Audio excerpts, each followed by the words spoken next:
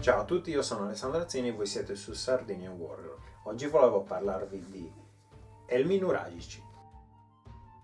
L'elmo nuragico è essenzialmente un casco, una protezione per la testa utilizzata dai guerrieri nuragici e rappresentata nelle statue e nelle statuine del periodo tra la fine dell'età del bronzo e l'inizio dell'età del ferro.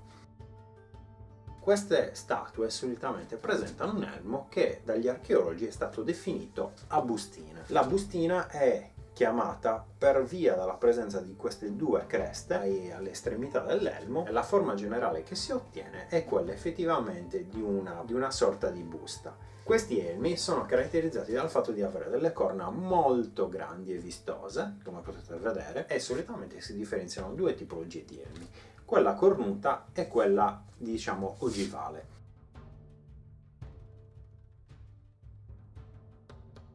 Oggi vorrei parlarvi di questa, della versione cornuta, che è personalmente la più interessante e anche la più vistosa. Anzitutto bisogna sfatare un mito molto comune, cioè quello degli elmi vichinghi cornuti. Storicamente non esiste nessun elmo cornuto di epoca vichinga. I vichinghi usavano degli elmi in metallo, in ferro, che avevano solitamente una mascherina per gli occhi. Qual è il motivo che ha dato il via a questo mito degli elmi vichinghi cornuti? Beh, essenzialmente il tutto è dovuto al Wagner, che nel 1800, nella sua opera L'anello dei Nibelunghi, vestì le valchirie con degli elmi ornati da corna di mucca perché, a parere suo, davano un effetto più barbarico. Effettivamente, se poi guardiamo la cinematografia e tutta quella subcultura, diciamo, gli inizi del Novecento e della metà del Novecento, vediamo effettivamente che moltissime rappresentazioni del classico barbaro sono effettivamente con l'elmo cornuto. Si va da Conan, una serie di fumetti o comunque di rappresentazioni di vichinghi, di Unni, di barbari in generale, persino di Celti, eccetera, eccetera, eccetera.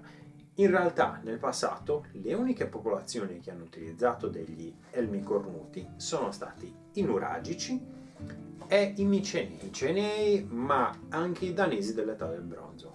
Gli elmi danesi dell'età del bronzo, da cui forse probabilmente viene il mito, la leggenda che i vichinghi utilizzassero degli elmi cornuti, erano comunque degli elmi con delle protuberanze in metallo, in bronzo, a cui pare venissero attaccate delle piume.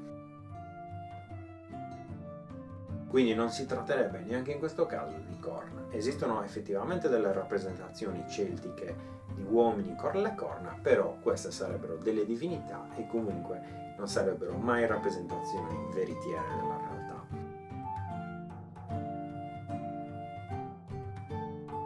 Alcuni altri esempi di elmi cornuti sono quelli, ad esempio, dei liguri. Sono presenti delle corna in alcuni elmi liguri e in alcuni elmi greci. Però questi elmi sembrerebbero più delle ornamentazioni, diciamo, molto vistose, piuttosto che delle vere corna attaccate all'elmo. Per quanto riguarda i micenei, abbiamo diversi elmi con delle corna attaccate sopra, e sono, ad esempio, quello che è chiamato il Riton dei guerrieri, dove si vede una serie di guerrieri in marcia con l'elmo cornuto.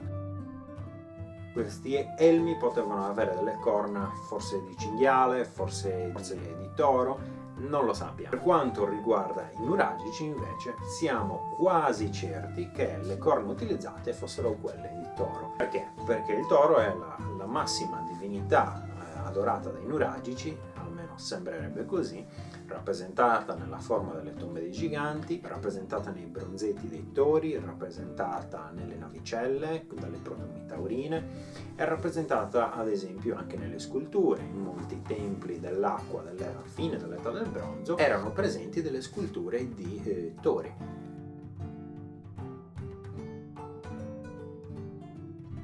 Il perché? Questa è una domanda che solitamente in rievocazione mi è stata fatta veramente tante volte. Perché probabilmente il toro, per questa popolazione, per le genti nuragiche, era la massima rappresentazione della potenza, della forza generatrice e probabilmente anche della forza sessuale. Per questa popolazione il toro probabilmente era effettivamente l'animale più pericoloso e più potente che esistesse in Sardegna al tempo. Qualche nozione sulla sua realizzazione. Questo è un elmo realizzato in cuoio bollito. Viene realizzata sostanzialmente una fascia che va ad avvolgere il cranio e che si incontra frontalmente in questo punto, che tra l'altro si osserva in quasi tutti i bronzetti, in quasi tutte le statue.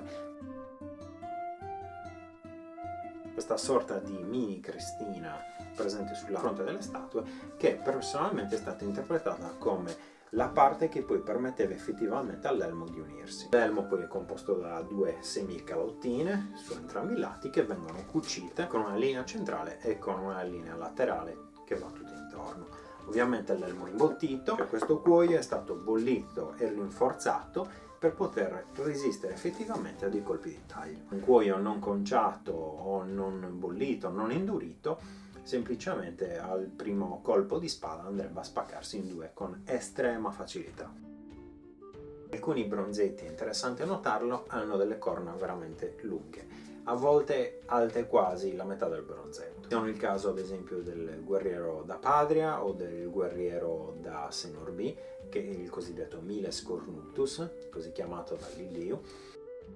Questo bronzetto, che è poi quello che ha dato ispirazione per realizzare questo elmo fatto dal sottoscritto, quest'elmo si vedono delle corna veramente lunghe che sembrerebbe difficile possano appartenere a un animale realmente esistente. Probabilmente era un'esagerazione, una rappresentazione fittizia di come doveva essere in realtà l'elmo, che già con queste corna che sono lunghe circa 30-40 cm risulta già abbastanza grande. Come potete vedere,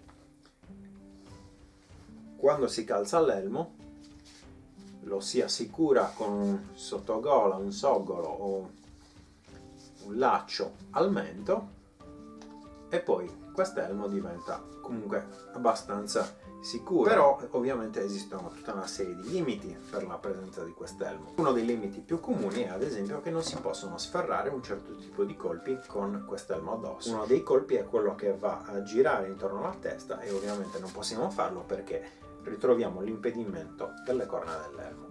Con un elmo senza corna o con corna più piccole forse questo movimento sarebbe stato possibile, ma ovviamente essendo un ingombro così presente sulla testa, questo movimento è assolutamente impossibile. Le paleoantropologhe Ornella Fonzo e Elsa Pacciani hanno evidenziato, almeno per quanto riguarda gli inumati di Monteprama, che questi uomini facevano un gesto preciso con il braccio che sarebbe questo.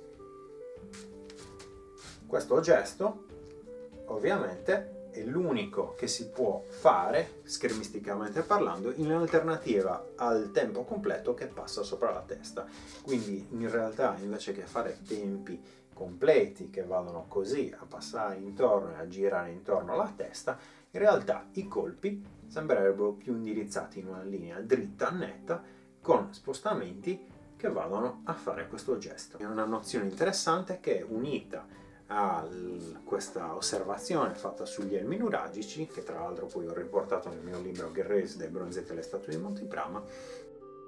Effettivamente ci dà una spiegazione e un riscontro logico legato alle analisi fatte dagli antropologi su come effettivamente magari si potesse combattere al tempo. L'ultimo elemento legato a quest'elmo è la presenza del paranucca. Potete vedere quest'elmo è dotato di paranucca. Ma questo dettaglio che molti ricostruttori hanno realizzato in realtà sembrerebbe non essere veritiero. Perché? Perché queste rappresentazioni che si vedono, diciamo, a chevron, cosiddetta spina di pesce, in realtà potrebbero essere la rappresentazione dei capelli della persona rappresentata nella statua. Questo è particolarmente visibile ad esempio in un modello, in una testina ritrovata al Pozzo Sacro di Ballao, dove si vede che la rappresentazione a spina di pesce non è precisissima, con alcuni dettagli che fanno pensare che in realtà sia più la rappresentazione di alcuni capelli.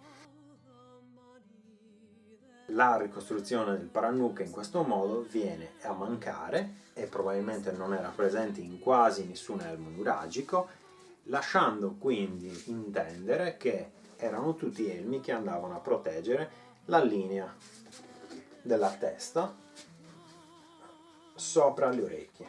Quindi l'elmo in realtà finiva a questa altezza. Questo è interessante perché in uno dei crani neuralgici che io ho personalmente studiato e riportato nella mia tesi di laurea, questo cranio venne colpito con un'ascia, quindi la persona venne assalita, aggredita da qualcuno armato di ascia che andò a colpire l'osso occipitale, quindi questa parte, staccando quasi una piccola parte di osso e incidendo veramente in profondità nel cranio, il che ovviamente risulta molto più plausibile nel caso in cui non fosse stato presente l'elmo. L'alternativa potrebbe essere che l'elmo fosse presente e che l'ascia sia stata bloccata nella sua corsa dalla presenza dell'elmo in cuoio, ma questo ovviamente non si può sapere.